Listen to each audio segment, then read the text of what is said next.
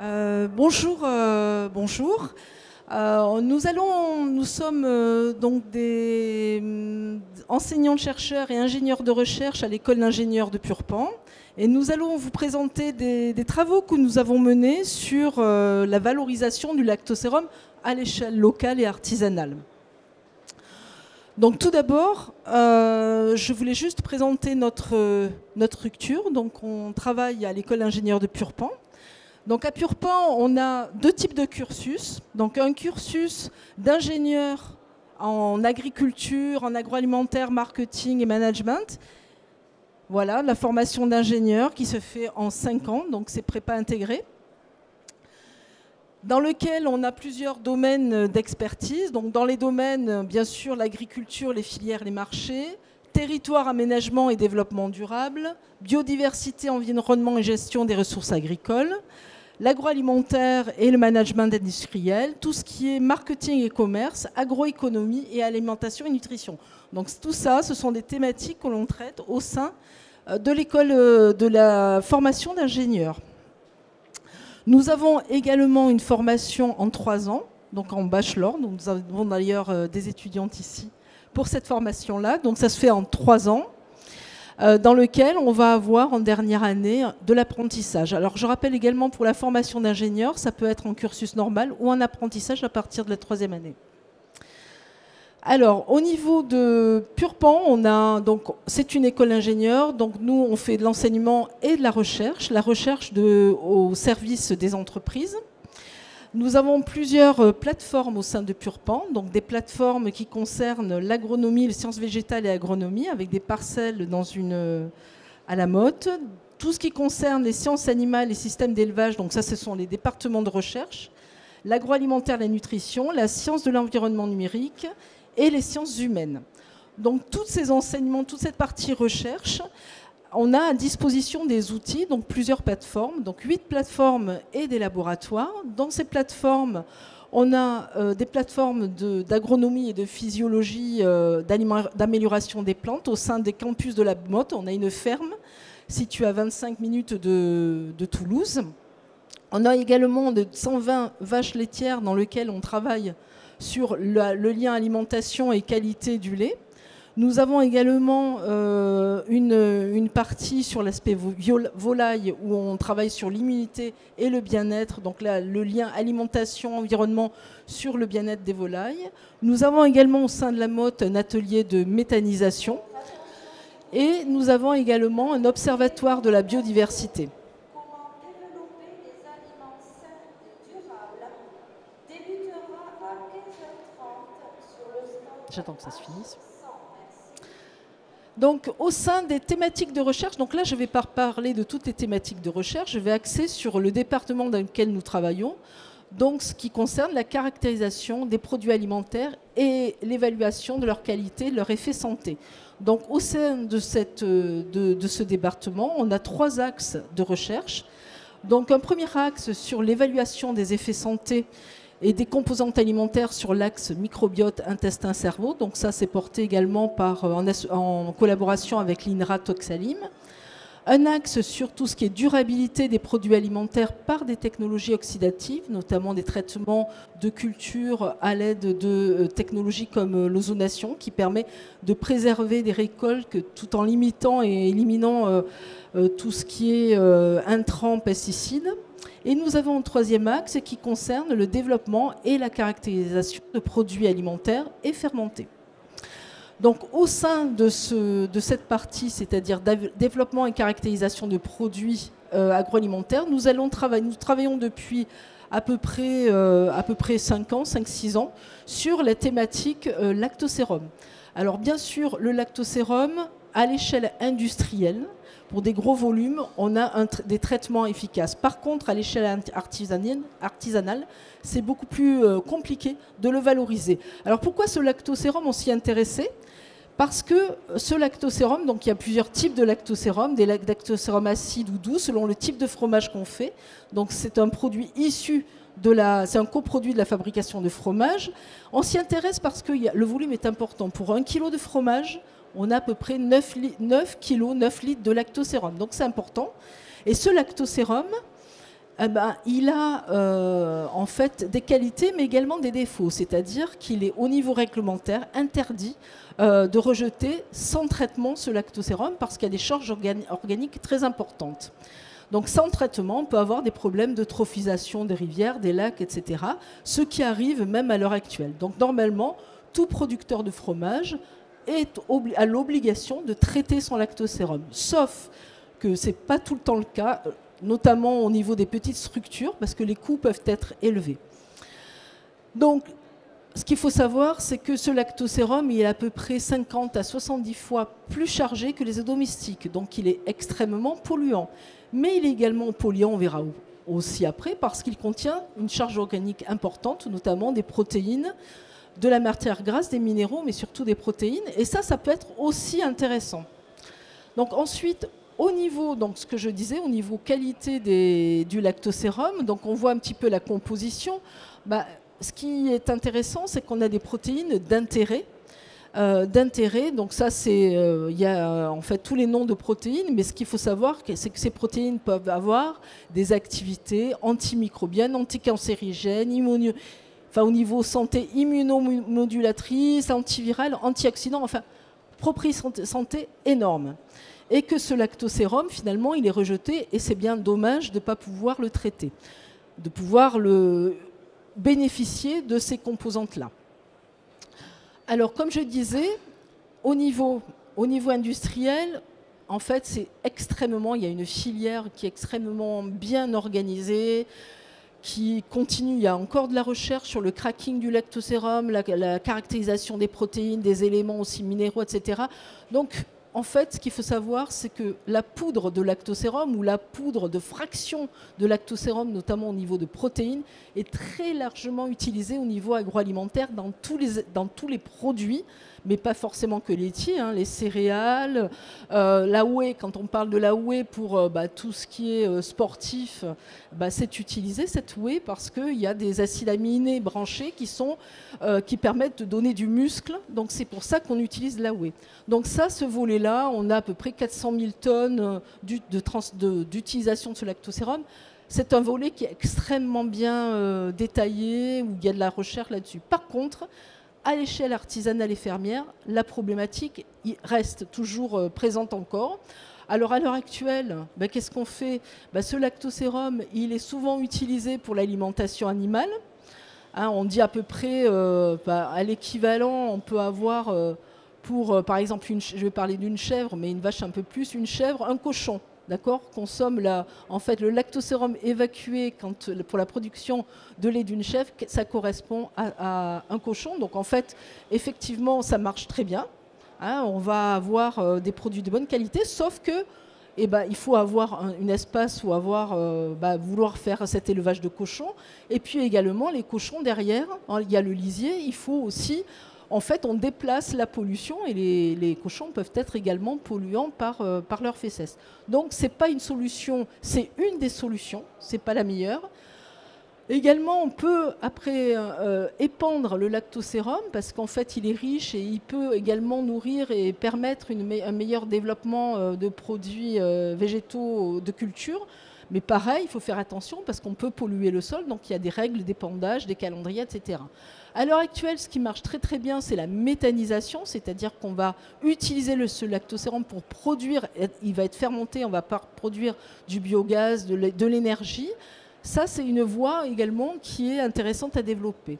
Donc nous, dans les projets qu'on a depuis 5-6 ans, l'idée, c'est bien sûr d'offrir d'autres possibilités. Ça ne va pas être la possibilité, on peut offrir plusieurs types de valorisation.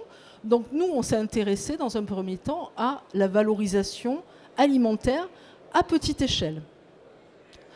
Donc, ce qu'il faut savoir, c'est que les produits valorisés alimentaires à partir de lactosérum, c'est souvent utilisé comme ingrédient, mais dans certains pays, c'est quand même très utilisé en tant que vraiment aliment ou boisson. Par exemple, en Suisse, il y a une boisson qui a eu un succès énorme et qui a toujours un succès, qui s'appelle la Rivella, qui est une boisson faite à partir de lactosérum, dans lequel on peut mettre d'autres arômes, mais ça marche très très bien. C'est parti d'une petite structure et maintenant c'est carrément une industrie. En Irlande, ben, on peut également faire des produits, en fait du gin, des produits alcoolisés à partir de fermentation du lactosérum ou d'ajout de lactosérum dans la recette. Vous avez également en Suisse, toujours en Suisse, les produits fermentés, donc des boissons fermentées à base de lactosérum. Donc ça, ce ne sont que des exemples.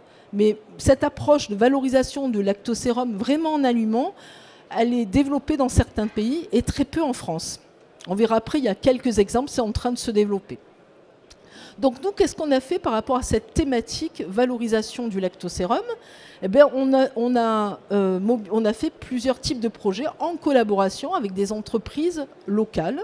Et également, on implique toujours dans nos projets des étudiants, nos étudiants dans le cadre de projets tutorés.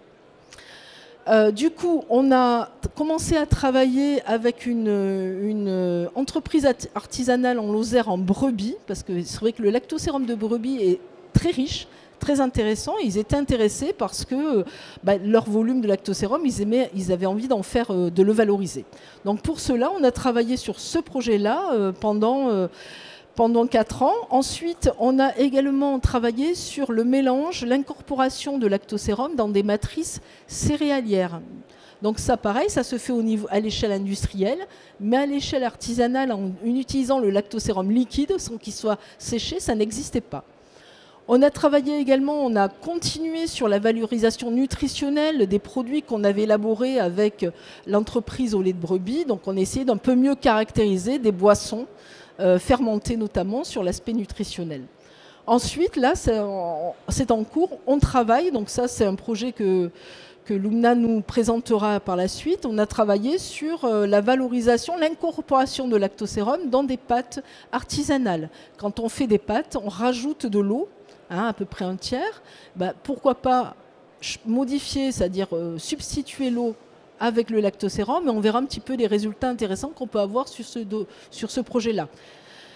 Et puis, dernier projet, c'est que le lactosérum, on sait qu'il peut être, dans certains cas, utile, enfin, préserver certaines cultures, et on travaille notamment sur des fermentations qui permettent de donner un potentiel antifongique à ce lactosérum qui pourrait être utilisé pour la protection de certaines cultures. Donc ça, c'est un projet également en cours. Voilà. Donc voilà un petit peu l'inventaire de ce qu'on a fait, ce qu'on est en train de faire à l'heure actuelle. Donc sur le premier volet, c'est-à-dire la valorisation du lactosérum de brebis, donc l'objectif de ce projet, c'était déjà de caractériser ce lactosérum de brebis, parce qu'il n'y a aucune étude qui avait fait, très peu d'études publiées qui travaillent sur ce lactosérum de brebis. Donc on a mis en place tout un ensemble de caractérisations en fonction de saison pour voir la variabilité de ce lactosérum. Ensuite, on a travaillé à la stabilisation de ce produit, parce que l'objectif, c'est si on veut utiliser ce lactosérum, il va falloir le conserver pour ensuite le transformer. Donc on a travaillé différents traitements thermiques et on a également utilisé une technique qui permet de mesurer, d'identifier en fait la taille des molécules, la forme des molécules, notamment des protéines, et de voir l'impact du traitement thermique sur ces molécules-là. L'intérêt étant de préserver au mieux la valeur initiale du lactosérum. Donc au sein de Purpan, on a tout un tas de plateformes analytiques, et notamment une plateforme qui permet de caractériser toutes les molécules, les macromolécules, et du coup on a donc impliqué cette plateforme. Et puis, suite à ça, caractérisation, stabilisation, on a travaillé sur 2 types de produits. Donc 2 types de produits. Donc le premier produit, je ne vais pas rentrer dans le détail, mais le premier produit, ça a été en fait une boisson qui va être non fermentée, c'est-à-dire on part du lactosérum. Et l'idée derrière, c'était de faire un type limonade, une alternative aux limonades classiques qui sont assez d'intérêt nutritionnel, je dirais, pas d'intérêt nutritionnel, où on a des doses de sucre importantes et c'est tout. Donc c'est juste du plaisir, c'est déjà pas mal, mais c'est pas nutritionnel. Donc notre objectif était de trouver une méthode de fabrication, de stabilisation du lactosérum qui pourrait être utilisée pour faire un produit de substituant limonade. Donc pour cela, nous avons travaillé, donc l'objectif toujours, c'était de travailler sur des technologies, je dirais entre guillemets, faciles, douces. On n'est pas en industrie. L'objectif, c'était être capable de proposer des produits stables pour des artisans, soit des fromagers qui voudraient se spécialiser, soit des structures qui voudraient se monter pour faire une filière artisanale lactosérum. Donc pour ça, nous avons travaillé à différentes techniques. Le problème du lactosérum, c'est qu'il y a en fait différentes... il peut y avoir de la floculation, des séparations de phases. On a travaillé sur des systèmes de filtration. Donc ça, c'est un exemple. Donc on a travaillé sur des filtrations sur cellulose comparées à de l'ultrafiltration. Bref, avec des techniques également d'acidification du lactosérum pour permettre d'éliminer les protéines précipitées. Et de là est sorti donc un produit qui est en fait un lactosérum stabilisé qui permet d'être réalisé à l'échelle artisanale en utilisant un système de filtration très classique, même pas de l'ultrafiltration. Donc en jouant sur les pH, sur le procédé, on arrive à conserver ce produit au moins 3 mois. Nous avons fait en parallèle des tests sensoriels sur le produit qui a permis de montrer qu'il n'y avait pas de différence entre des techniques d'ultrafiltration et de filtration sur plaque de cellulose classique. Donc on a pu proposer un procédé qui pourrait être élaboré, mis en place à l'échelle artisanale.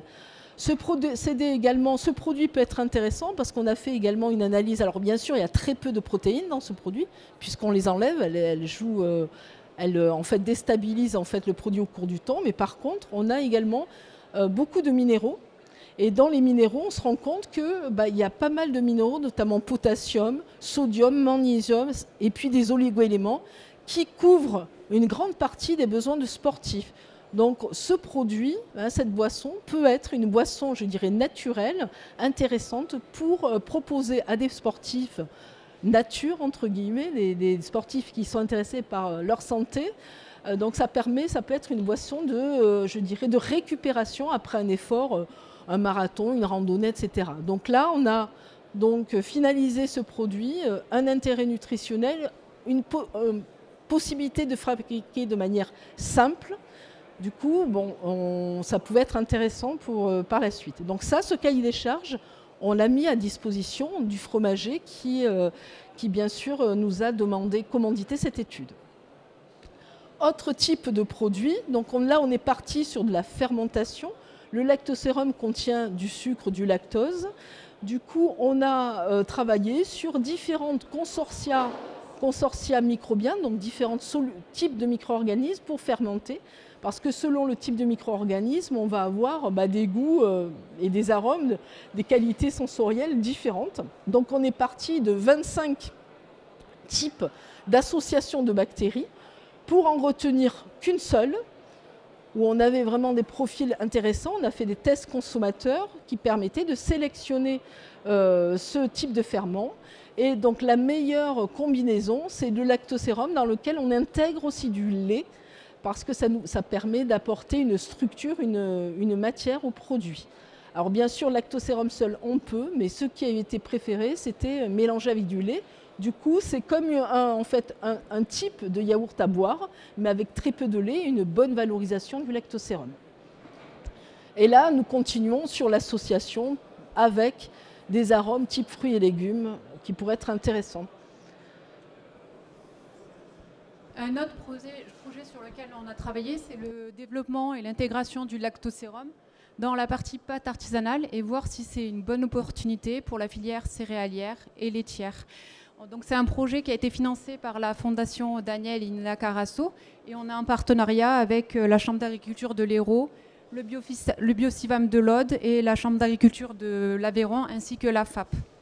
Donc, comme vous l'a dit Hélène, le lactosérum, c'est une matrice qui est assez polluante, faible valeur ajoutée. Pourtant, c'est un bon intérêt nutritionnel et c'est un gisement important. D'un autre côté, la filière artisanale pâte est en plein essor avec différents types de pâtes qui sont en train de se développer et l'utilisation de farines de céréales plutôt sous-utilisées telles que le petit épeautre, le sorgho, le sarrasin, etc. Donc nous, notre objectif, c'est de faire un lien entre les deux filières locales et de voir s'il est possible de les faire travailler ensemble. par le développement de pâtes à base de lactosérum. Donc on a différents verrous à lever. Déjà, est-ce que c'est faisable? On a fait une faisabilité technique, on a étudié la faisabilité technique à la halle de technologie alimentaire de Purpan. On a regardé aussi si on pouvait mettre en réseau les acteurs des deux filières, laitière et céréalière. On a fait une étude consommateur pour voir si le consommateur était apte à accepter ce type de produit. Et bien sûr, il y a des questionnements qui nous restent encore, sur lesquels on doit encore travailler. Donc je vais juste vous présenter la partie technique, faisabilité technique. Donc on a fait plusieurs essais. On est parti de différentes céréales, donc petit épeautre, blé dur, sorgho, sarrasin. On est parti aussi de lactosérum de vache. On a pris les deux types, doux et acide, et on les a aussi concentrés de telle manière à voir si la concentration du lactosérum, même très faible, pouvait apporter quelque chose de plus. Et on a réalisé plusieurs recettes. De là, on a sélectionné une quinzaine. Donc celle-ci, on a fait des mélanges blé dur, petit épeautre, et trois farines sélectionnées, blé dur, petit épeautre et un mélange sorgho, blé dur, et 4 types de lactosérum, acide, doux, et acide concentré et doux concentré. Donc on a réalisé ces 15 recettes et on a analysé tout ce qui est caractéristiques physico-chimiques, qualité culinaire et aussi analyse sensorielle pour voir quel est l'impact du lactosérum sur l'incorporation dans les pâtes. Ce que l'on voit en fait, c'est que le lactosérum, en tout cas on arrive à faire des pâtes au lactosérum, les pâtes se tiennent bien. Donc là, c'est plutôt intéressant. Il n'y a pas de différence entre le lactosérum acide et sucré. Les deux ont le même impact. Il apporte plus de couleur, modifie la couleur, des pâtes beaucoup plus claires, plus de minéraux et plus de légèreté. On a vu vraiment que le lactosérum avait un impact sur le mélange sorgho blé dur. Ça lui permettait d'avoir une intensité aromatique plus intéressante, une texture moins granuleuse. Et de ce fait, ça peut être très intéressant pour l'incorporation dans ces pâtes-là. Donc il nous reste encore pas mal de choses à faire, notamment la mise en relation des différents acteurs et lever d'autres verrous pour continuer.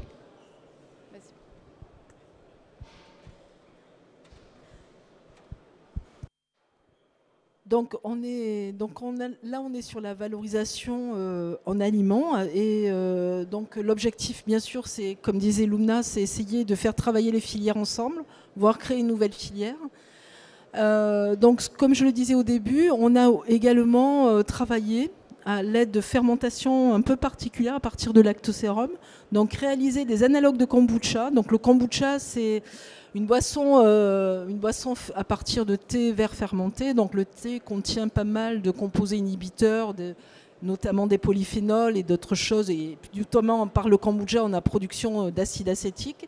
On a mixé, en fait, on a mélangé quand on faisait le kombucha, plutôt que de rajouter de l'eau dans le kombucha. Pourquoi on ne rajouterait pas du lactosérum et faire fermenter ce produit? Donc déjà, c'était un petit peu, on ne savait pas trop si ça allait fonctionner, si on a une cohérence entre une fermentation possible. Donc ça a été possible. Et derrière, on est en cours de traitement, de test, des essais sur le potentiel antifongique. Donc les moisissures qu'on a sélectionnées sont celles qui posent des problèmes au niveau des cultures et des moisissures productrices de mycotoxines. Donc là, on a fait des tests in vitro dans lesquels on a pu avoir des bons résultats là-dessus. Donc on a une grande partie de moisissures qui sont, on a un effet bactériostatique, voire fongicide, fongicide ou fongistatique. Là, à l'heure actuelle, on travaille sur un type en culture, c'est-à-dire in vivo, sur une culture particulière. Donc, on fait des essais. Et donc, bien sûr, on va aller un petit peu plus loin sur l'analyse des composés inhibiteurs. L'objectif, pareil, je reviens à la filière artisanale, c'est plutôt quand on stocke le lactosérum, on met une souche mère de kombucha avec la cellulose, ça fermente et ça peut être utilisé tel quel dans la protection des cultures. À l'heure actuelle, dans l'agriculture biologique, le lactosérum est considéré comme une substance de base antifongique. Mais ce qu'il faut savoir, c'est que nous, on l'a testé. Les effets sont vraiment... on n'a pas été convaincus. Par contre, à partir de cette fermentation-là, On a production de différents types d'acides organiques, dont l'acide acétique, qui est plus inhibiteur que l'acide lactique. Et du coup, bon, voilà, on va continuer ces essais-là jusqu'à tester in vivo.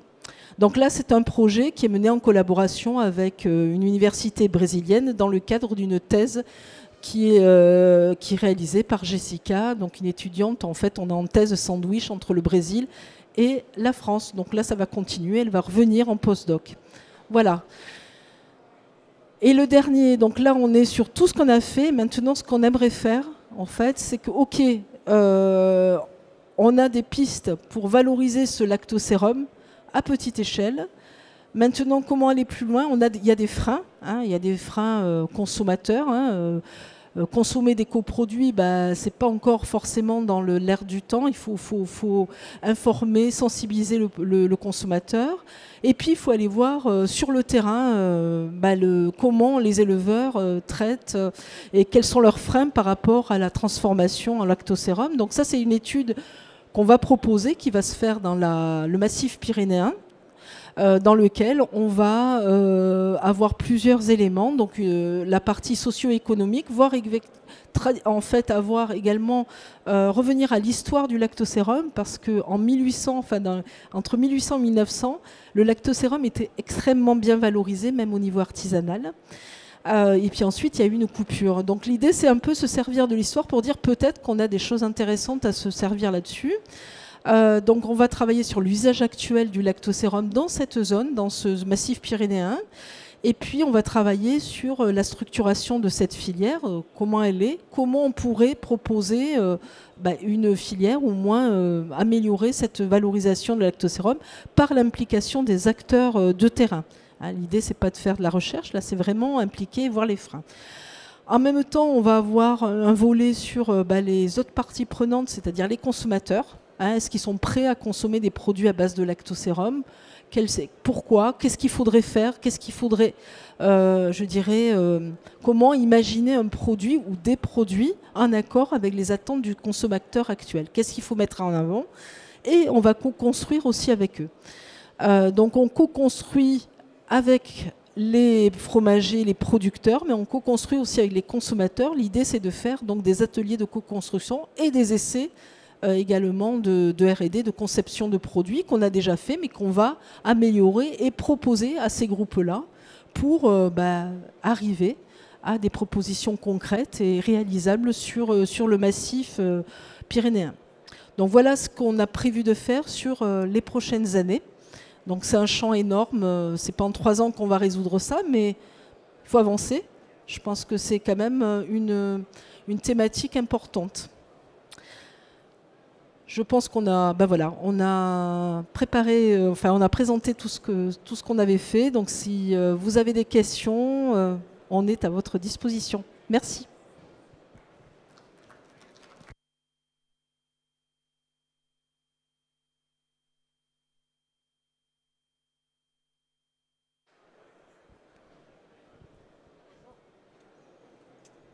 Bonjour. Bonjour. Je m'intéresse un petit peu à la thématique, vu que je suis de formation, même si ça fait très longtemps, en industrie alimentaire. Et j'ai remarqué que dans votre démarche de recherche, vous êtes dans le secteur universitaire, académique. Est-ce que vous n'avez pas pensé à vous faire accompagner dès le début par les professionnels qui constituent votre marché cible, en fait, parce que c'est eux qui vont utiliser en grande quantité le lactosérum en poudre, ou ça me fait penser à la poudre de poisson qui a été développée en parallèle avec les professionnels. C'est grâce à eux que ça a été développé. Et deuxièmement, tous les produits dont vous avez parlé, les boissons énergisantes à base de lactosérum, ils sont en concurrence avec des boissons qui existent sur le marché, bien sûr. Je vais dire comme ça, grosso modo, avec des boissons énergisantes, notamment pour les sportifs. Alors, ils sont en concurrence avec ces boissons-là. Et moi, j'aurais pensé qu'il aurait fallu, en parallèle, que l'étude marketing se développe en parallèle avec l'étude au niveau de l'université, pour voir est-ce que ce produit il est accepté, qu'est-ce qu'il faut changer, parce qu'en fin de compte, c'est les clients qui décident. Oui. Voilà, c'est oui. deux points que... Merci. Merci. Oui, merci. C'est une excellente remarque et on est complètement en accord avec vous. C'est l'objet de la suite du projet. On avait un premier objectif déjà, c'était de se dire, bon, oui, effectivement, on voudrait savoir si on pouvait conserver, qu'est-ce que contenait le lactosérum, déjà voir les potentialités qu'on pouvait avoir. Les projets qu'on a menés, on les mène aussi avec des professionnels, c'est-à-dire le premier, la boisson de lactosérum fermenté et la limonade, c'était une demande d'un professionnel. Donc c'est parti de là. On n'est pas parti tout seul sur on va faire ça. Le professionnel, c'est-à-dire la fromagerie artisanale, nous a demandé ça. Le cahier des charges, j'ai du lactosérum, j'aimerais en faire quelque chose, aidez-moi. Et on est parti ensemble sur la construction de ces produits. Pour le projet pâte, alors c'est venu bien sûr d'une idée, mais tout le projet, et là à l'heure actuelle, on est en interaction.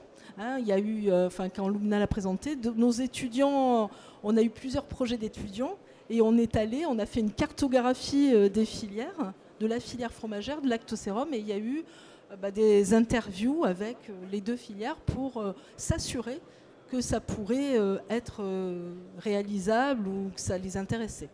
Donc, là, en fait, on vous a présenté voilà. que la partie technique, mais l'étude marketing et la mise en relation des acteurs se fait en parallèle. Et donc, du coup, on travaille aussi en parallèle là-dessus. Voilà.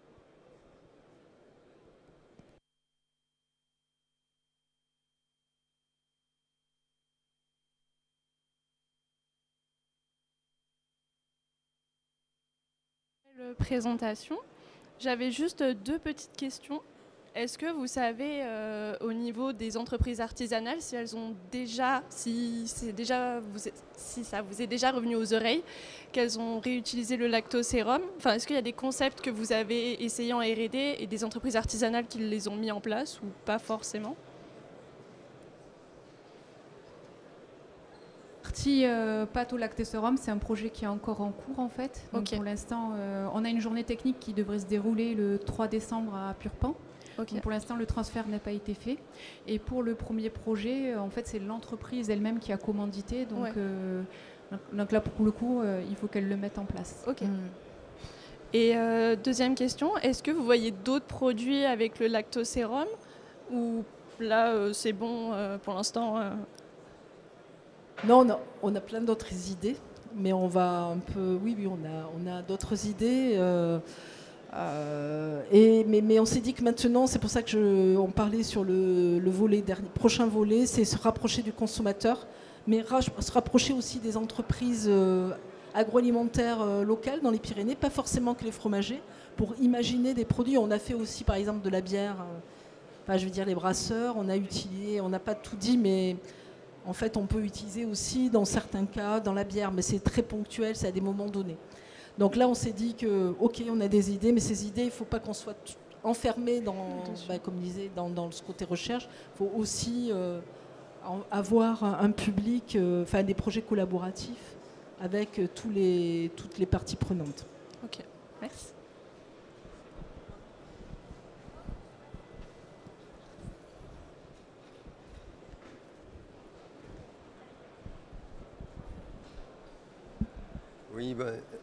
Oui, sur ce problème, j'irais de la valorisation du lactosérum. Pour avoir travaillé il y a une vingtaine d'années sur le problème justement de la collecte de ces lactosérums sur toute la zone pyrénéenne, avec pas mal d'échecs d'ailleurs, et des valorisations mauvaises d'ailleurs. Le gros problème que je crains que vous n'ayez, c'est le problème de la stabilité, je dirais, des lactosérums, du fait des petites quantités, des travaux, je dirais, de caillage qui sont soit journaliers, soit à 2 jours, les week-ends. Or, le lactosérum, vous l'avez bien dit, c'est un produit qui est éminemment évolutif, avec des variations de composition très importantes. Et la stabilité pour après avoir un produit de 2e génération pour être valorisé, c'est à mon avis le gros problème, je dirais, que vous allez avoir, de la stabilité, je dirais, de quantité où vous allez avoir un producteur qui va faire 150 litres, le suivant qui est à 3 km, ils vont en faire et toute la stabilité avec le problème, je dirais, du coût de refroidissement potentiel et autres. Je suis complètement d'accord avec vous. Donc c'est pour ça que l'idée, ça va pas être, on va pas baigner toute la zone pyrénéenne ou d'autres zones. On va certainement peut-être avoir des midone à des moments qui fonctionnent, et ce sera déjà ça. Et puis après, c'est ce que je disais, l'autre projet qui est de stocker le lactosérum et faire une deuxième fermentation pour l'utiliser dans d'autres, pour des cultures végétales. Ça peut être également, c'est déjà fait, ça peut être une manière de le stabiliser. Le lactosérum, il a pH 3. Et on a regardé les tests de stabilisation. Il peut vraiment être bien stabilisé, pas pour l'alimentaire, ça va être pour une autre utilisation. Mais on est bien d'accord, on a ce problème-là. Il y a en filière comté, il y a à l'heure actuelle tout un réseau qui se crée pour mettre en place. Il y a déjà eu élaboration d'une boisson fermentée à base de lactosérum, avec un magasin qui est en train de se construire. C'est un projet européen. On est d'accord que quand on parle de massif pyrénéen, il y aura peut-être des zones, ce sera absolument pas possible. Dans les Pyrénées-Atlantiques, il y a eu déjà, il y a une filière, déjà il y a une structure qui ramasse du lactosérum pour faire, parce qu'on n'en a pas trop parlé, mais il y a un produit qui est très intéressant et quand même pas très valorisé. Il y a des choses à faire qui s'appellent la brousse, c'est comme la ricotte en Italie. C'est un produit extrêmement intéressant parce qu'il est riche en protéines, très peu de matières grasses, il est dans l'air du temps et il est peu valorisé. Donc là, il y a aussi comment on pourrait le revaloriser, comment on peut mieux le conserver, il y a tout un travail. Mais je suis complètement d'accord. L'idée, c'est pas de proposer des solutions pour tous, c'est des solutions à des moments donnés pour quelques structures. On ne va pas inonder avec ça, tout ça. Voilà. Mais complètement d'accord avec vous. J'ai une petite question pour la poudre du lactosérum. Récemment, j'étais à AgroParisTech qui parlait d'une problématique semblable et il y a des problèmes de caking, de motage et de séchage et de stockage et de stabilité. Est-ce que vous rencontrez ce type de problème ou pas du tout? Alors, pour la poudre. J'ai pas compris le début parce qu'avec le bruit. Pardon. Pour la poudre, vous parlez de la whey, différents produits dérivés de la poudre de lactosérum. Oui. Donc, lors du processus, est-ce qu'il y a des problèmes liés à la stabilité et conditions de stockage? Bien sûr. Et vous faites comment? Pardon? Et vous faites comment? Au niveau des problèmes de stabilité du lactosérum. Comment vous les caractérisez en fait, ces problèmes? Comment caractériser les problèmes de stabilité? Caractériser la poudre pour s'assurer et définir les conditions. La brousse, alors, on n'a pas travaillé sur la brousse. Sur la poudre. En fait, nous, on n'a pas du tout travaillé sur la poudre de lait. Okay. Nous, on part du lactosérum liquide. La poudre. Nous, on n'a pas du tout travaillé sur la poudre. On n'est pas sur l'objectif. Là, ouais. Voilà.